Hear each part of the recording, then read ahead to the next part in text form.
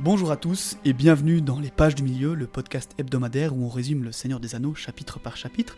Avec moi, comme d'habitude, mes deux comparses, Cyril et Julien. Comment ça va ? Ça va super, et toi FX ? Salut FX, moi aussi ça va très bien, très content de vous retrouver aujourd'hui. Bien écoutez, moi ça va aussi.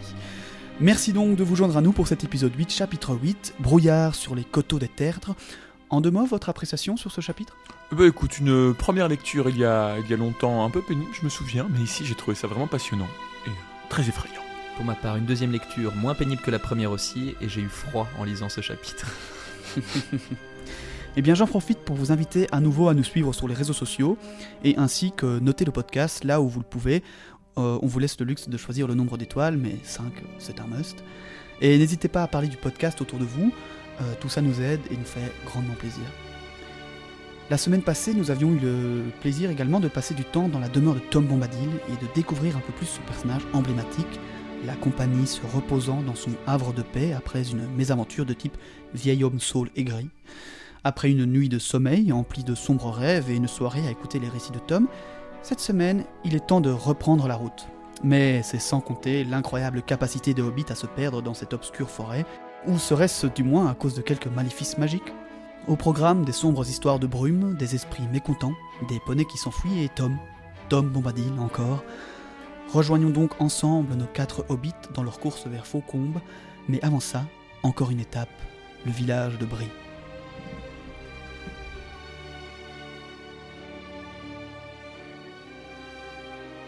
Chapitre 8, Brouillard sur le coteau des tertres. La nuit pour Frodon fut plus calme que la précédente. Il n'entendit aucun bruit, mais rêva d'un doux champ de lumière qui semblait provenir de derrière un gris rideau de pluie, le changeant progressivement en un voile de cristal et d'argent. Le champ ouvrit ce voile et révéla enfin une lointaine contrée verdoyante sous un fugace lever de soleil. Bon, là, pour ceux qui n'avaient pas compris, c'est clairement des visions des terres immortelles que Frodon a déjà eues dans les premiers chapitres, quand il était encore en comté, je crois. Ouais. Encore une vision des terres immortelles, mais c'était ta théorie principale. Oui. Il a des rêves, plus que dans mes souvenirs en tout cas par rapport à ça, et c'est des rêves très concrets en fait. Mais on en parlait en off l'autre fois, mais ça m'était complètement passé au-dessus la première lecture, toutes ces allusions, en fait, ces rêves et ces allusions à d'autres terres. Ouais, c'est vrai, il y a une vraie idée de la prédestination, on en a déjà beaucoup parlé, mais qui est très présente, quoi. Il se réveilla tandis que le soleil était déjà levé, et tandis que Tom sifflotait dans les parages. Les hobbits déjeunèrent seuls, se préparèrent à quitter leurs hôtes et à prendre la route, le cœur léger en cette douce matinée d'automne. Leur poney était en forme, et, guidés par Bombadil, ils s'en allèrent sur le sentier. « Bédor !» s'écria Frodon. « On lui a jamais dit adieu et on ne l'a pas vu depuis hier soir !» Tout désolé, il était déjà prêt à revenir sur ses pas pour la saluer une ultime fois. Mais à ce moment, sur la croupe de la colline, devant eux, elle leur faisait signe et chantait. Ils la rejoignirent en hâte. Ils n'eurent même pas le temps de s'incliner devant elle que B les invita à contempler l'horizon. L'atmosphère était claire et transparente. Ils voyaient tout. La colline en forme de crâne de la forêt à l'ouest, la vallée du Brandevin, la ligne du tournesol au sud, au nord des plaines à perte de vue, et enfin, à l'est, les hauts des Galgal, crêtes successives qui se perdaient presque dans le ciel. « Hâtez-vous maintenant !» dit soudain Bédor, « et tenez-vous-en fermement à votre dessein. Hâtez-vous tant que le soleil brille. Adieu, amis des elfes, ce fut une joyeuse réunion. » Ne trouvant les mots, ils descendirent de la colline après un profond salut, au trot, sur leur petit poney. Franchement, t'imagines si tous tes amis pouvaient avoir un... Enfin, je sais pas, t'imagines tu vas manger chez des amis un soir. Tu vas à d'autres poneys. Et quand tu repars, ils apparaissent sur une colline au loin, et t'es là, tout ému de dire au revoir. Bah moi, quand tu t'en vas de chez moi, je suis toujours ému. Moi, je voulais parler d'un autre truc que j'ai oublié d'en parler au dernier épisode, mais c'est le bon moment de refaire ça.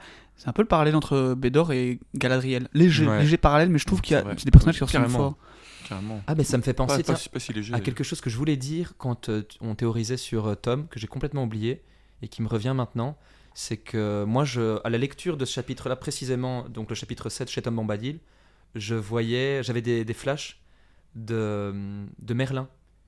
Et la jeune fille qu'il voit, mais la version de Barjavel, l'enchanteur, où le début de l'histoire, Merlin apparaît, et il apparaît dans une sorte de clairière, et il voit cette jeune femme, je crois que c'est Marianne, je pense, en tout cas la jeune femme dont il est éperdument amoureux, et il ne peut pas consommer son union avec elle, sinon il perd tous ses pouvoirs magiques. Mais il doit d'abord remplir sa mission de guider un des chevaliers pour accomplir la quête du Graal, et après seulement il pourra coucher avec la fille en gros.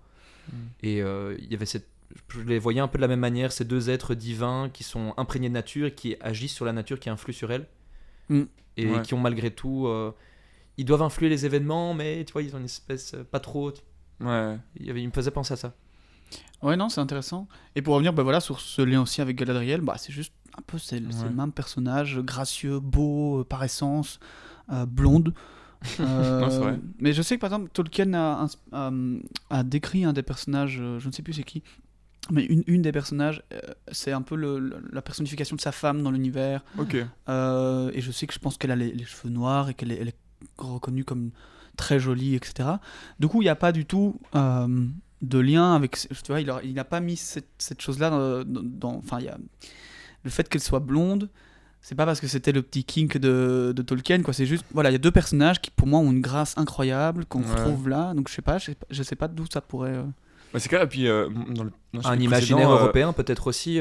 T'avais cette comparaison de Frodon qui expliquait qu'il s'était retrouvé devant Bédor et qu'il était aussi émerveillé que les fois où il entendait des chants d'elfes dans la... Donc, il y a vraiment un lien entre les deux. C'est pas des elfes, mais même elle reconnaît que c'est des amis des elfes, donc il y a quand même une...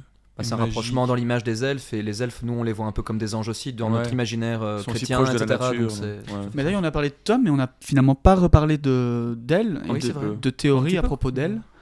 Juste, en fait, j'ai un peu fait des recherches, il n'y a pas tellement de théories autour d'elle, puisqu'elle est quand même dit que c'est l'esprit de l'eau, de la rivière, de l'eau. En fait, elle apparaît la première fois, avant les livres du Seigneur des Anneaux, dans un conte entre Tom et elle, qui a été écrit en 1936, je crois. Il a écrit un conte, en fait, Tolkien. Ah oui, donc c'était vraiment avant le début de l'écriture du Seigneur des Anneaux. Il a écrit un conte où, en gros, c'est leur rencontre, si tu veux. Et donc, Imagine, tu vis à l'époque, et tu découvres des personnages qu'on va retrouver dans le Seigneur des Anneaux, mais avant l'écriture du Seigneur des Anneaux. Et du coup, quand tu dis le Seigneur des Anneaux, tu dis « Oh oui, je me rappelle Bédor, oui, je me rappelle de ça, c'était cette petite anicroche. » À mesure qu'ils avançaient, l'air se réchauffait.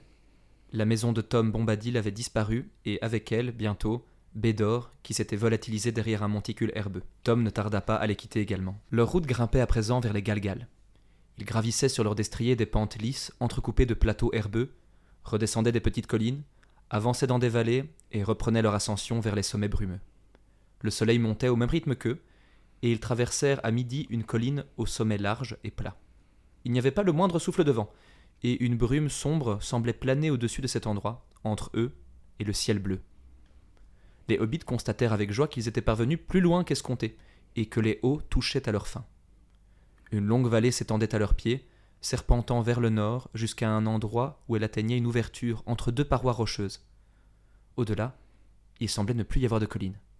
Droit au nord, ils percevaient vaguement une longue ligne sombre. « Ça, c'est une rangée d'arbres, dit Merry, et elle doit marquer la route. »« Magnifique, dit Frodon. Si on va aussi bon train cet après-midi, on aura quitté les hauts avant le coucher du soleil, et on sera à la recherche d'un bon endroit pour camper. » Mais tout en parlant, Frodon réalisa que, de ce côté, les collines plus hautes les dominaient, et qu'elles étaient couronnées de tertres verts et de pierres, semblables à des lames tranchant le ciel. Cette vue était quelque peu inquiétante. Ils s'en détournèrent et descendirent dans le cercle creux de la plaine, où ils étaient arrêtés. Au centre se dressait une unique pierre, haute, semblable à un doigt d'avertissement sortant de terre. Mais midi étant déjà largement passé, il était temps de manger. Ils déjeunèrent donc dos contre la pierre. Celle-ci était fraîche, comme si le soleil n'avait eu aucun pouvoir de la chauffer, chose agréable en cette heure méridionale. Leurs poneys se reposaient dans l'herbe, tandis que les hobbits savouraient des provisions du bon Tom Bombadil. Bien qu'ils n'en avaient pas l'intention, le réveil avait été de bonne heure, l'ascension lente, la chaleur du soleil grisante, le gazon moelleux et le repas copieux. C'est pourquoi Frodon, Merry et Pipin et Sam s'endormirent. Comme des bons hobbits. Exactement. Il en faut peu pour qu'ils s'endorment. Ils sont très vite repus et somnolents. Et lorsqu'ils se réveillèrent, un sentiment pénible les avait envahis. L'air était désormais silencieux, lourd et glacial. Les poneys se serraient les uns contre les autres. Les hobbits coururent au rebord ouest du plateau et virent qu'ils étaient comme sur une île au milieu de la brume. Le brouillard monta, en roulant jusqu'aux parois, les entourant, et s'éleva au-dessus d'eux. Il se replia sur leur tête jusqu'à former comme un plafond. Ils étaient enfermés dans une salle de brume dont la colonne centrale était la pierre levée. Mais ils ne perdirent pas courage. La direction vers la ligne d'arbres devant eux était encore fraîche dans leur mémoire et ils ne souhaitaient plus perdre la moindre seconde ici. Remontés rapidement sur leur poney, ils décampèrent et descendirent la colline dans une mer de brouillard vers le nord. Plus les hobbits progressaient, plus le froid s'intensifiait et l'humidité croissait, tant et si bien qu'ils finirent par enfiler manteaux et capuchons, tout trempés et transis de froid qu'ils étaient. Ils se dirigeaient, dans la mesure où ils pouvaient le deviner, vers l'ouverture en forme de porte qu'ils avaient vue le matin, à l'extrémité lointaine de la longue vallée. Une fois dans la vallée, ils n'auraient plus qu'à suivre une ligne aussi droite que possible, et ils ne pourraient manquer de tomber sur la route. Les hobbits avançaient lentement, en file indienne, afin d'éviter de s'égarer dans cette purée de pois. Frodon en tête, suivi de Sam, puis Pipin, et enfin Merry. La vallée semblait infinie quand Frodon vit un signe encourageant. Il distinguait une ombre dans la brume et en déduit qu'ils approchaient enfin de la trouée entre les collines, la porte nord des Hauts des Galgal. Une fois passé, il serait libre. « Venez, suivez-moi » Il s'élança, mais son espoir se transforma vite en ahurissement. Les taches sombres distinguées plus tôt s'avérèrent être 2 énormes pierres levées. Lui et ses compagnons ne les avaient pas aperçus depuis la vallée au matin et... Mais d'ailleurs, ses compagnons, où étaient-ils ? Ils avaient disparu. Une obscurité s'abattit sur lui. Son poney se cabra et s'ébroua, et Frodon tomba à terre. « Sam ! Sam ! Merry ! Pipin !» Le poney avait disparu dans la brume. Il était seul, et la peur le gagnait, quand il entendit, à une bonne distance,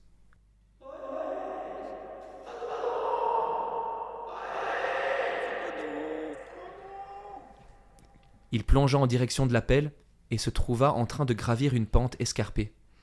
Le son venait de sa gauche, et tout en avançant péniblement, il continua d'appeler frénétiquement jusqu'à entendre une faible, lointaine réponse, provenant cette fois devant et au-dessus de lui.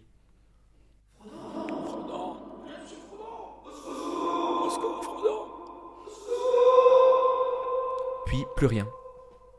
Il faisait presque totalement noir. Frodon n'y voyait rien et se précipitait à l'aveuglette, trébuchant sur un sol qui semblait perpétuellement monter. Épuisé et frigorifié, il criait après ses amis, mais sans réponse. Le froid s'intensifia soudain, un vent glacial soufflait. La brume se dissipa en même temps que les ténèbres. Frodon apercevait maintenant les étoiles dans le ciel. Il entendit un cri provenant cette fois-ci comme de sous la terre et se dirigea vers celui-ci. Il se trouvait à présent au sommet d'une colline ronde qu'il avait dû gravir lorsque l'obscurité l'entourait. À sa droite approchait une sombre et noire forme. Là se dressait un grand Galgal. Partagé entre la peur et l'irritation, il cria à nouveau. « Où êtes-vous » dit une voix qui semblait sortir de terre. Ses genoux cédèrent et il tomba. Il leva les yeux et vit une haute et sombre forme se pencher sur lui. 2 yeux froids le scrutaient. Frodon fut saisi d'une étreinte plus forte et plus froide que celle de l'acier qui lui glaça les os, et il s'évanouit. N'empêche, ça fait quoi ? Combien de jours qu'ils sont partis de Creux de Crique ? Ça fait genre 3-4 jours. Ils n'ont pas eu une journée de marche où ils ne sont pas fait genre bouffés par un arbre, attrapés par un galgal, bouffés par un moustique, poursuivis par des cavaliers. Je dis, c'est vraiment le voyage de la galère. Mais moi, c'est la raison pour laquelle à la première lecture, j'avais pas trop aimé notamment ce passage, comme vous l'aviez dit d'ailleurs au début de l'épisode. Pourquoi en fait ? Mais parce que quand tu lis la première fois, même sans avoir les films en tête, il se passe un truc, ils se font aider, il se repasse un truc, on n'est même pas encore abri, et ils n'arrêtent pas d'être en galère. Bon, là, en l'occurrence, il y a eu quoi ? Il y a eu ici les Galgal et juste avant le Saul. Ouais. Mais en fait, ça fait un peu, au niveau du récit, ça fait un peu haut, bas, l'impression que ça met du temps à vraiment démarrer, en fait. Exactement. Parce qu'ils sont toujours avec l'anneau et on est là, on n'est pas encore abri, on est à la page 290. Enfin, voilà, moi, à la relecture, c'est hyper intéressant, c'est un chouette passage, on a Tom qui va revenir, etc. Oups, spoil. Désolé, spoil. Mais c'est clair que, ouais, t'as 300 pages, il se passe pas grand-chose, etc. Non, franchement, là, ils ont du courage, les Hobbits, parce que en vrai, après 3 jours comme ça de marche, moi j'aurais dit ouais, ok. Ciao. On n'est pas censé avancer. Bon, le mal, tout ça, c'est bien. Mais... Frodon, je t'aime bien, mais. Est-ce qu'on pourrait pas se dire, du coup, que en fait, toutes ces péripéties qui leur arrivent, ce ne serait pas un petit. Ce serait pas Ilúvatar qui pousserait un peu toutes ces mésaventures pour les renforcer pour renforcer leur cohésion et qu'ils soient plus forts dans le malheur. Écoute, si ça rend les choses plus claires, on peut le dire. Je pense pas que c'est plus clair, mais c'est une vision de l'esprit. En tout cas, ça montre leur courage, parce que bordel, tout le monde aurait attendu. Mais c'est aussi l'importance des voyages chez Tolkien dans les livres, et du coup, ce qui peut parfois manquer dans toutes les adaptations filmiques de Tolkien, c'est à trop raccourcir les voyages. Je pense que c'est un des points qui faisait tiquer les puristes, c'est que on perdait du temps sur ces voyages, et c'est en fait les voyages qui sont les plus formateurs et qui sont très importants dans son histoire. Ouais. Et puis la dangerosité du monde aussi, au final, parce que on a Tom Bombadil qui les aide, des personnages très puissants qui les aident, mais sans ça, c'est un monde en fait. Ils sont à peine partis de chez lui. Tu quittes ton village. En fait, on critiquait les hobbits pour un peu le côté renfermé sur eux. Ils avaient raison. On les comprend. Non, mais c'est sûr, quoi. La forêt qui est littéralement derrière leur village, il y a des hommes saules dangereux, il y a des gargales, etc. Enfin, c'est un monde. À côté de ça, à la gare du Midi, à 1h du matin. C'est du petit lait, quoi.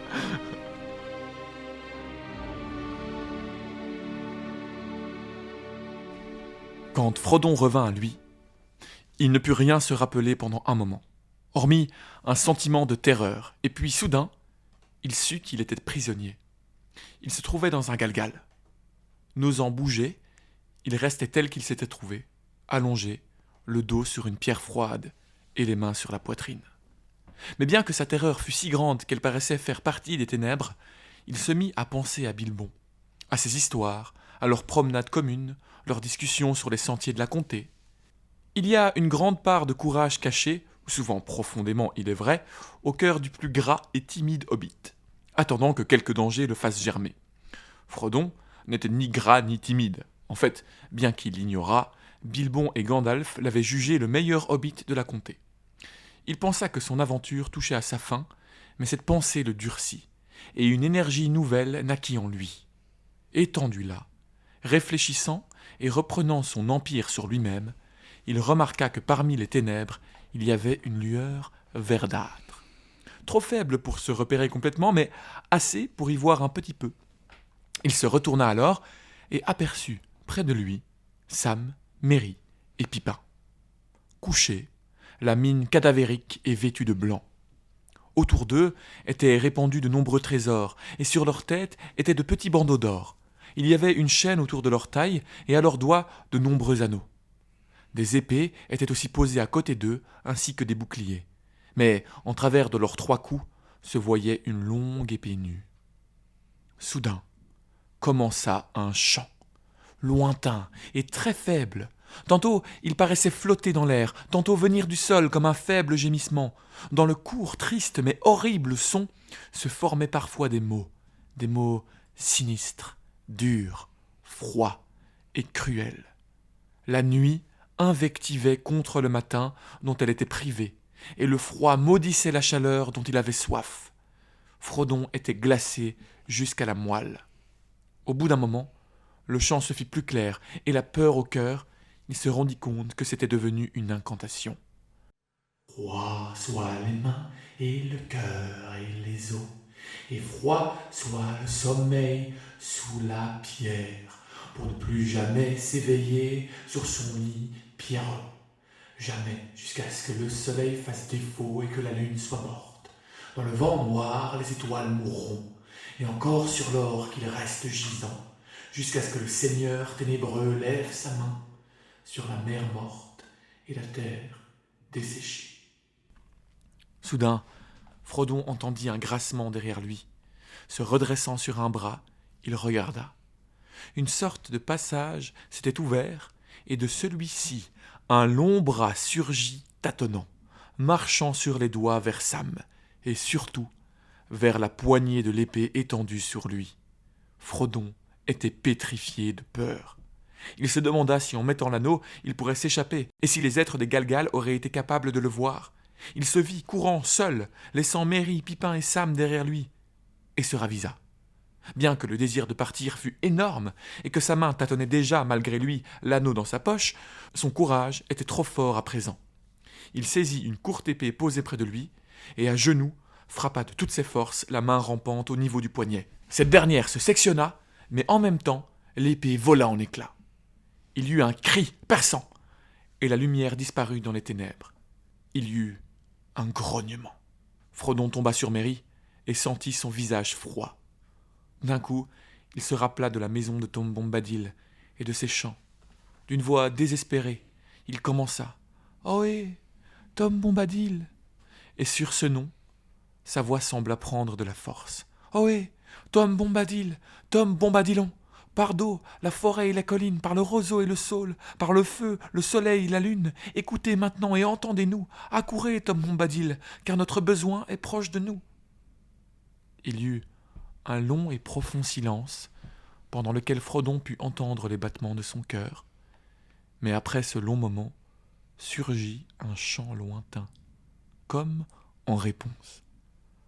Tom Bombadil est un guéron, bleu vif est sa veste et ses bottes sont jaunes. Personne ne l'a jamais pris encore, car Tom est le maître. Ses chansons sont des chansons plus fortes, et ses pieds sont plus rapides. Il y eut un fort grondement, comme des pierres qui roulaient et tombaient, et soudain, un jet de lumière entra à flot. D'une ouverture surgit la tête de Tom Bombadil. Il pénétra dans la pièce en chantant « Sors donc, vieil être, disparais dans la lumière du soleil, étiole-toi comme la froide brume, comme les vents qui s'en vont en gémissant, dans les terres arides, loin au-delà des montagnes. Ne reviens jamais ici, laisse vite ton galgal, sois perdu et oublié, plus obscur que l'obscurité, où les portes sont à jamais fermées, jusqu'au temps d'un monde meilleur. » À ces mots, un cri retentit, et une extrémité de la pièce s'écroula sur elle-même. Frodon et Tom transportèrent Merry, Sam et Pipin au dehors. Tom retourna à l'intérieur, et Frodon entendit multitude de coups sourds et de piétinements. Quand il réapparut, il portait un grand trésor. Des tas d'objets d'or, d'argent, de cuivre, de bronze et de nombreux bijoux. Il déposa tout par terre et se tint là, les cheveux au vent, contemplant les 3 hobbits qu'il avait déposés avec Frodon. Levant la main, il dit d'une voix lente et autoritaire « Réveillez-vous maintenant, mes joyeux garçons. Réveillez-vous et entendez mon appel. Que les cœurs et les membres reprennent maintenant leur chaleur. La pierre froide est tombée, la porte sombre est béante, la main morte est brisée. La nuit, sous la nuit, s'est enfuie, et le portail est ouvert. » À la grande joie de Frodon, les hobbits remuèrent, s'étirèrent, et puis se relevèrent d'un bond. Ils regardaient autour d'eux avec étonnement avant de tomber sur Frodon et Tom, debout à côté d'eux. « Qu'est-ce que c'est que cela ?» s'écria Merry en désignant son accoutrement de tissu blanc et les bijoux qu'il portait sur la tête et aux mains. « Mais bien sûr, je me souviens maintenant. Les hommes de Carndurm nous sont tombés dessus et nous ont vaincus. À moins que ce soit un faux souvenir. Que s'est-il passé, Frodon ?»« Je me croyais perdu, répondit Frodon, mais je ne désire pas en parler. Nous devons poursuivre notre route. »« As-tu fait comme ça ?» s'écria Sam. « Et où sont mes habits ?»« Vous ne retrouverez plus vos habits, » répondit Tom Bombadil sur un air qui ne laissait absolument pas percevoir qu'il venait de se passer quelque chose de très grave. Il regardait les hobbits avec un regard empli d'un joyeux étincellement, et d'un coup, l'horreur s'évanouit de leur cœur. « Le vêtement ne représente qu'une petite perte quand on échappe à la noyade. Soyez heureux, mes bons amis, et laissez le chaud soleil vous réchauffer à présent le cœur et les membres. Jetez ces froids lambeaux, courez nus sur l'herbe pendant que Tom va à la chasse. » Il bondit alors sur la colline, sifflant et criant. Frodon le suivit des yeux, le vit courir vers le sud, toujours en chantant, criant et sifflant, jetant son chapeau ci et là. Et puis, il disparut, derrière un repli de terrain. Mais pendant quelque temps encore, ces « Oh et voyons » continuèrent de venir, portés par le vent qui avait passé au sud.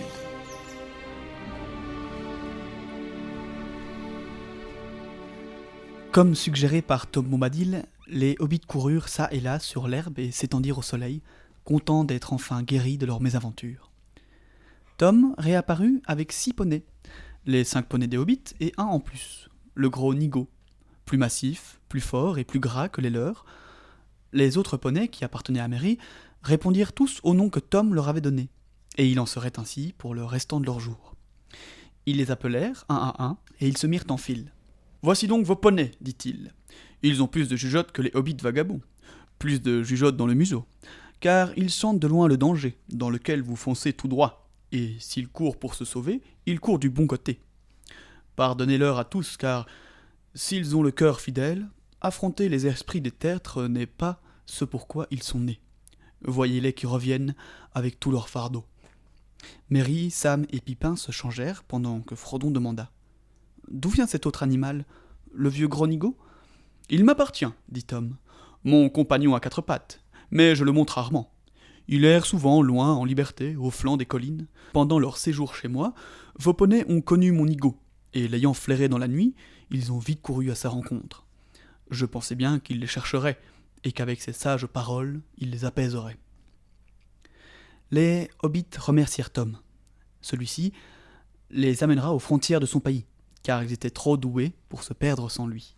« J'ai des choses à faire, dit-il, mes ouvrages, mes chansons, mes paroles et mes promenades, et ma garde du pays. Tom ne peut pas toujours être à disposition pour ouvrir des portes et des fissures de saules. Tom doit voir à sa maison, et Bédor attend. » Avant de partir, les hobbits mangèrent. Tom, lui, se rendit sur le monticule de trésors et l'examina. Il étala le tout sur l'herbe et invita tout le monde à se servir. Librement à tous, oiseaux, bêtes, elfes ou hommes, de même qu'à toutes les créatures bienveillantes, car le sortilège du tertre serait alors rompu et dispersé, et aucun esprit n'y reviendrait plus jamais. Lui choisit une broche sertie de pierre bleue. Voilà un joli jouet pour Tom et pour sa dame. Belle était celle qui la portait à l'épaule autrefois. Maintenant, Bédor la portera. Mais nous ne l'oublierons pas. Pour chacun des hobbits, il choisit une dague, longue, en forme de feuille, tranchante et merveilleusement ouvragée, démasquinée de serpents rouges et or. Elles luisirent quand il les tira de leur fourreau, noirs, faits d'un étrange métal, léger et résistant, et ornés de plusieurs pierres rutilantes. Ces lames, dépourvues de rouille, ne semblaient pas avoir subi le supplice du temps. Il leur dit alors que ces lames, forgées de longues années auparavant, étaient l'œuvre des hommes de l'Occidental, qui s'étaient eux-mêmes opposés au Seigneur sombre, mais avaient été vaincus par le roi maléfique de Carn Dûm, au pays d'Angmar. Oui, c'est ça, c'est ce qu'on disait tout à l'heure, c'est vraiment... en fait, les Galgal, ce sont les tombes des soldats qui se sont battus contre le roi Angmar à l'époque. Oui. Est-ce que ce sont les soldats des hommes de l'Occidental ? Oui, ce sont les hommes. Ou alors est-ce que ce sont aussi les soldats qui étaient avec Sauron et Angmar ? Parce que il fait quand même dans l'incantation, il dit le Seigneur sombre... Enfin, tu vois, il parle du Seigneur sombre. Il reviendra, ouais. Je sais pas. Ça m'étonnerait un peu que les hommes de Sauron prennent le temps de faire des sépultures. Mais... C'est vrai. Oui, c'est vrai qu'ils sont dans une sépulture. Ouais. Donc, mais du coup, ce sont un peu des esprits torturés, je suppose. À mon avis. Et tiens, j'ai un doute, un oubli. Quand Gandalf et Bilbon trouvent leur épée dans le Hobbit, ils les trouvent dans quoi ? Dans une cave de trolls. Oui, c'est ça. Dans une cache au trésor de trolls. Mais ils n'étaient pas du tout dans ces endroits-là. Avec non. Ça. D'accord. Mais d'ailleurs, pour répondre un peu... Mais ça fait un peu parallèle, excuse-moi, je te coupe. Ça fait un peu parallèle, encore une fois, on évoquait des parallèles entre l'aventure de Bilbon et celle de Frodon. Déjà, Frodon, il repense aux aventures de Bilbon à ce moment-là. Et en fait, ce que tu viens de dire, c'est ça, ce passage-là, on pourrait l'assimiler au moment où Gandalf et Bilbon trouvent des armes, encore en comté d'ailleurs. Et ils vont arriver à Foncombe bientôt, pardon. Non, t'inquiète. Je reprends vite du coup la prochaine ligne de Tom, en fait. Rares sont ceux qui de nos jours s'en souviennent, murmura Tom.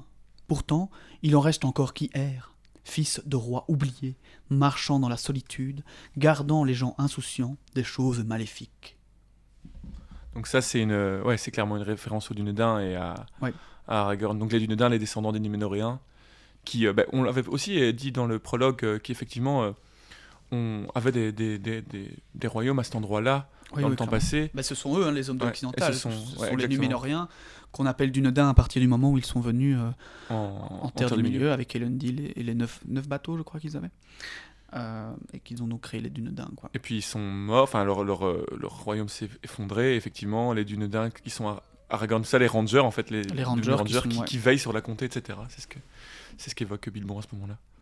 C'est ce qu'évoque Tom Bombadil à ce moment-là. Ouais. Et j'ai dit ils ont créé les Dunedain, mais ils sont devenus. On connaît Tolkien aime changer les noms en fonction des époques, etc. Les hobbits ne comprirent pas, mais eurent bel et bien le sentiment qu'un lourd passé les précédait. Ils eurent la vision comme d'une grande étendue d'années derrière eux, telle une vaste plaine ombreuse où de hautes silhouettes avançaient à grandes enjambées, des hommes aux visages sévères et aux épées brillantes. L'un d'entre eux, le dernier, portait une étoile à son front, puis la vision s'évanouit, et ils retrouvèrent le monde ensoleillé. Une étoile à son front. Alors, est-ce que ce serait sur la couronne d'Elendil, voilà, une étoile, ou est-ce que ce serait une Elendil vision d'Aragorn en Rangers, mais qui est déjà prédestiné à devenir roi. Ouais, il voit tout en fait, Frodon. Ah oui, ce serait comme ça que vous le Ouais, voyez. je crois que c'est ça, Ah, oui. parce qu'il parle de quelqu'un avec les grandes enjambées. Tu Oui, vois, après, je pense que c'est plus aussi pour faire du teasing. Attention, ils eurent la vision comme d'une grande étendue d'années derrière eux, telle une vaste plaine ombreuse. Pour moi, c'est plutôt... il voit des hommes. Oui, il voit des hommes aux grandes enjambées, mais c'est soit des Numénoriens, les Dunedain d'il y a 3000 ans. Il ne voit pas Aragorn, mais c'est c'est des indices sur le fait qu'on va rencontrer Grandpa dans un chapitre ou deux. Ouais. Surtout que Grandpa qui est destiné à devenir un de ces hommes. Le dernier avec une étoile, c'est une couronne, c'est la couronne. Oui, mais la lignée est brisée depuis il n'y a plus que des intendants au Gondor. Pour moi, ce serait peut-être plutôt une référence potentiellement à Elendil, mais bon, pourquoi est-ce qu'il est derrière, pourquoi est-ce qu'il donc Elendil ou Isildur ou quoi que ce soit, qui pourraient tous avoir une couronne et qui se seraient tous battus là-bas, parce qu'ils disent qu'ils ont été vaincus. Mais ils sont pas morts là-bas. Mais c'est après eux en plus que la lignée s'est éteinte, non ? Oui. C'est après Isildur, c'est après Isildur, donc ça fait ça. Qui sont allés en, enfin qui se sont cachés quoi. Mais ouais, oui, parce que en plus ce sont clairement là en fait qu'il y a eu toutes les guerres avec Elendil, Elrond, Gil-galad, etc. se sont battus contre Angmar et Sauron à différents moments du Deuxième Âge. Plus ou moins à cet endroit-là et un peu plus au nord, enfin dans tout le royaume d'Arnor. Hein. Du coup, Arnor étant le royaume d'Elendil, Gondor, un peu plus au sud-est étant le royaume d'Isildur et d'Anarion. Donc il y a clairement eu, c'est ce dont on parle, hein, les hommes d'Occidental qui ont fait des guerres là-bas, il y a clairement eu toutes les guerres avec Elendil là-bas, donc c'est probablement lui. Enfin bon, je n'ai pas plus d'informations. Ça pourrait même être, si on voulait vraiment tirer le truc encore plus loin, une sorte de clin d'œil bien en avance au roi des morts. Je sais que c'est pas du tout la même région, mais c'est quand même aussi des guerres passées qui ont été se cacher dans des grottes, tu vois, dans les montagnes. Ouais, ça je sais pas. C'était un roi du Gondor aussi, ce type-là. Quoi en fait, je ne sais vraiment pas quel était le roi. Je ne connais pas son nom. Le roi des morts, ceux qui étaient censés aider. C'était pas des Numénoréens. Hein. C'est de la même époque, tu vois, vu qu'ils ont été maudits et qu'ils sont morts plus ou moins en même temps qu'Isildur. C'est pas des Numénoréens du tout. Non, pas du tout. C'était des hommes normaux, ils avaient pas. Peut-être qu'ils avaient des grandes enjambées aussi. Mais ils n'étaient pas bénis par la longue vie, et je pense pas qu'ils sont battus là-haut. Bah là, ils sont bénis d'une longue mort en tout cas. C'est clair. Ou plutôt maudits d'une longue mort. Les hobbits se demandaient si ces épées leur seraient utiles. De toutes les aventures qu'ils avaient pensé rencontrer dans leur fuite, le combat ne leur était jamais apparu comme une possibilité à envisager. Enfin, ils repartirent, plus aucun signe de grande pierre levée en forme de portail. Ce fut un agréable voyage avec Tom Bombadil, qui trottait gaiement à leur côté, sur Gronigo. Tom chantait la plupart du temps, mais bien souvent, ses chansons n'avaient aucun sens. Ou peut-être étaient-elles en une langue étrange et inconnue des hobbits, une langue ancienne, dont les mots étaient d'abord ceux de la joie et de l'émerveillement. C'est normal, c'est une musique. C'est vrai que ça fait rappel à ça. À la théorie.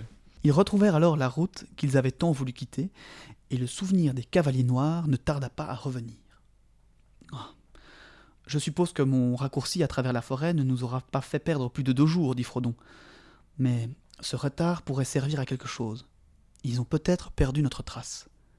Croyez-vous, demanda Pipin, avec hésitation, croyez-vous que nous puissions être poursuivis ce soir ? Non, pas ce soir, je l'espère, répondit Tom Bombadil, ni peut-être demain. Mais ne vous fiez pas à mon intuition, car elle n'est pas assurée. À l'est, ma connaissance fait défaut. Tom n'est pas maître des cavaliers du Pays Noir, loin, au-delà de ces terres. Voilà ce qu'on évoquait au dernier épisode, hein, donc clairement, c'est pas possible que ce soit... Enfin, on le sait que c'est pas les héros d'Ivatar, mais on voit que ses pouvoirs sont limités. Hein, il est pas... Est-ce que c'est limité parce que c'est par rapport à la région dans laquelle il est, parce que là il parle de l'Est, ou alors c'est parce que ce sont les cavaliers noirs parce que l'Est, ce sont les terres de Sauron aussi, et de ce pouvoir sur lequel il n'a pas d'emprise. Oui, c'est ça, que ça peut faire sens. De la chanson dissonante. De représenter tout le Mordor en disant l'Est, et que tout ça représente la dissonance. Ça fait sens, ouais. Tom fit ses adieux, et un profond sentiment de solitude prit les 4 hobbits. Tom vous sera de bons conseils jusqu'à la fin des jours, après quoi votre propre chance devra vous suivre et vous guider. À 4000 d'ici, vous rencontrerez un village, Bree, sous la colline de Bree, dont les portes donnent sur l'ouest. Là, vous trouverez une vieille auberge qui a pour nom le Poney Fringant. Philibert Fleur de Beurre en est le digne propriétaire. Vous pourrez y loger pour la nuit et ferez bonne route au matin. Attends, donc là c'est la traduction de Lauzon que tu es en train de lire parce que Philibert Fleur de Beurre, je crois que c'est pois de beurré. C'est poire de beurre chez nous, poire de beurré. Poire de beurré. Ah, j'aime bien poire de beurré.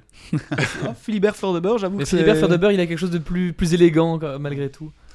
Oui, on rappelle, on s'excuse, on travaille avec 2 traductions. D'habitude, on essaie de traduire pour que ce soit tout la même traduction, mais voilà, aujourd'hui, là, pour le coup, j'ai pas eu le temps et je pensais vraiment que ce serait la même chose. Bah, non, mais comme ça, vous le savez. Voilà, comme ça, vous savez que parfois, on a poire de beurré. On a des noms qui divergent. De père en fils, d'ailleurs. Ils sont aubergistes de cette enseigne depuis des centaines d'années. Vous pourrez y loger pour la nuit et ferez bonne route au matin. Soyez braves, mais prudents. Gardez vos cœurs joyeux et partez à la rencontre de votre fortune. Ils le supplièrent de venir avec eux, au moins jusqu'à l'auberge, pour boire avec eux une dernière fois. Mais voici sa seule réponse. Le pays de Tom finit ici, il ne passe pas les frontières. Tom doit avoir à sa maison, et Bédor attend. Alors ça me fait quelque chose de prendre congé de Maître Bombadil, dit Sam. Oh, c'est un sacré numéro. Et j'ai idée qu'on pourrait aller loin sans rencontrer personne de mieux, ni de plus bizarre. Mais j'avoue que je serais pas fâché de voir ce poney fringant, où il nous a dit d'aller.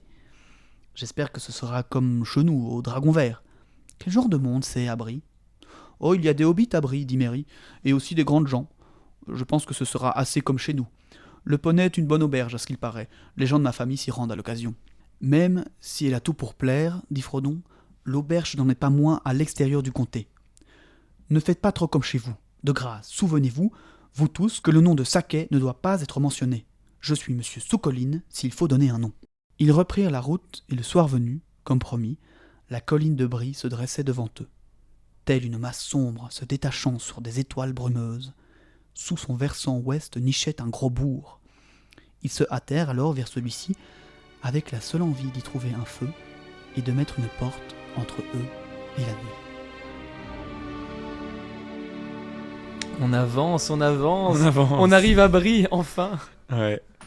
C'est vrai que c'est un début d'aventure assez étiré, finalement. Mm-hmm. Mais dans le format où on le fait, c'est chouette. Je sais pas, il y a un côté où... Oui, et puis c'est chouette aussi. Enfin, voilà, c'est vrai qu'il faut... Si on sent à la première lecture qu'il y a des longueurs, et qu'on est plusieurs à le sentir, c'est le cas, mais globalement, c'est Mais c'est parce qu'ils ont vécu déjà tellement de choses, en fait. Moi, c'est toujours ça qui me paraît long.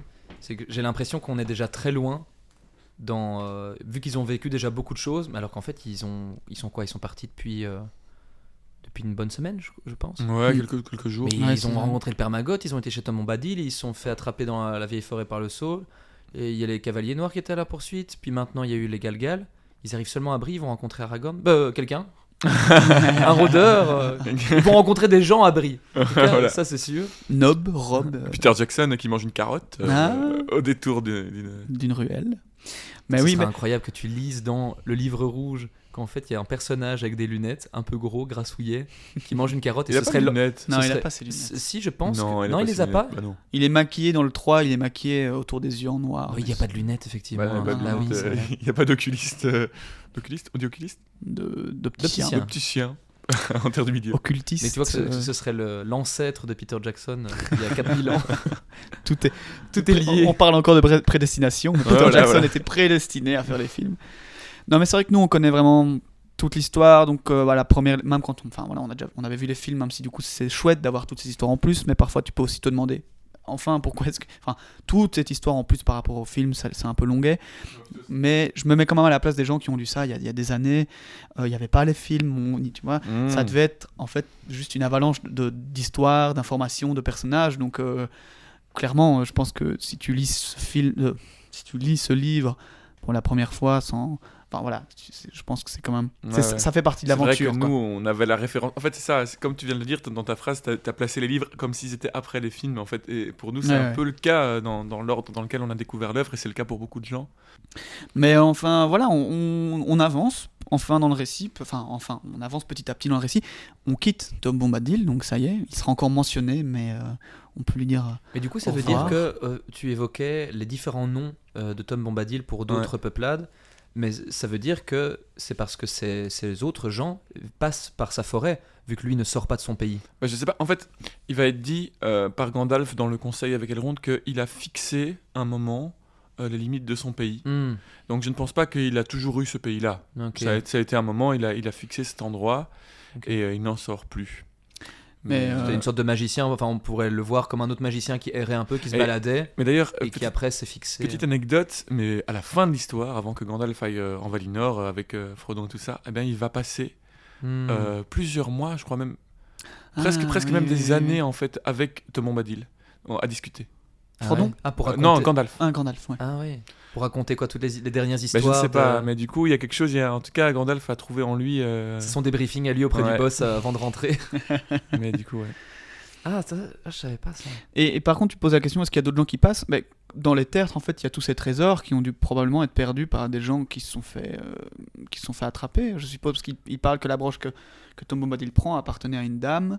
Ah, moi je parlais de passer vraiment par la forêt et par chez Tom, vu qu'il avait des noms, mais vous y avez répondu en fait. Du coup, voilà, si moi il y a tous ces trésors qui ont été pris au piège, ça veut dire que sur des milliers d'années, il y a des gens qui sont passés par là, et du coup des gens qui sont passés chez Tom, peut-être. Oui. Comme on le dit. Il a l'air de connaître tout le monde, même Maggot et tout, donc il a rencontré tout le monde. Est-ce qu'il va parfois jusque chez Maggot ? Mais comme on le dit, en fait, on a toujours cette sensation. Probablement encore une fois par rapport à la façon dont on a découvert l'univers et c'est via les films, c'est qu'il y a une énorme en fait différence entre le monde de la magie et le monde qu'on connaît, alors qu'en fait tout ça est beaucoup plus lié. Donc en fait Tom, enfin voilà, peut-être qu'Aragorn aussi et Gandalf vont régulièrement chez lui. Enfin, c'est en tout cas beaucoup moins c'est beaucoup moins occulte quoi. Tom est un personnage connu, les gens vont peut-être chez lui, je sais pas.